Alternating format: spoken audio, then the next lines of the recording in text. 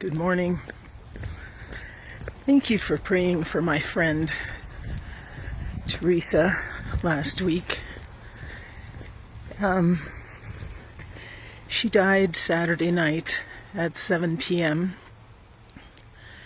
And I almost feel like in some ways we should just stop the day and spend the whole day memorializing her life. But her life and her death have really got me thinking and feeling on many levels. And I've been praying with a little book by Karl Rahner. I've told you about him before, a German priest, theologian, really an out-of-the-box thinker. And there's a line in a chapter that I'm reading. It's a chapter about the knowledge of God. And it talks about the way God woos what we know in our mind in order to lean us to what we know in our heart about God. And there's a line there that says, "And then, without asking me, you made yourself my heart's destiny." And that's so profound. It makes you really think, like, what does that mean? You made yourself my heart's destiny. I think what it means is that we put God at the very center of things, of our lives, central to everything else. But what strikes me is that Karl Rahner does not say this is a result of his efforts or his merits, that God is now his heart's destiny. It's God's work.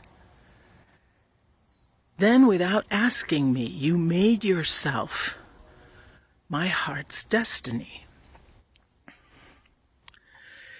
I know that when I was a child, we learned a lot. You learned, I'm sure, the same, that we learn about God, and we learn that God is supposed to be the one we love the most. And I remember when I learned that as a little person, love God first, have no false gods before God, all of that, it made me very sad. I remember this so clearly, that when I learned that, I thought, I can't do that because I love my parents more than I love God. And I wanted to love God more, but I just didn't. I just couldn't. My desire wasn't enough as a child. I loved my mom and my dad more than I loved God.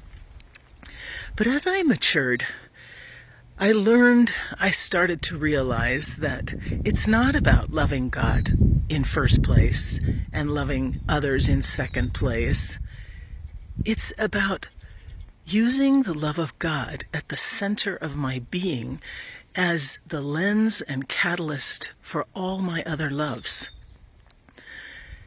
My friend Teresa did that with her life. God placed himself there as her heart's destiny within her. And she loved everyone and did all the things she did in ministry and in service out of that love of God.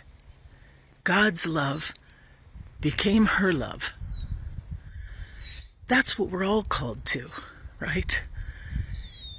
We're called to take God's love as the impetus out of which we love all other things. And that can be tricky. That could take a lifetime. Obviously, Teresa lived her lifetime out of that. But it can take a lifetime for us, because really, that's going to push us to love people beyond whether we like them or not. That's what makes that kind of love divine and not human.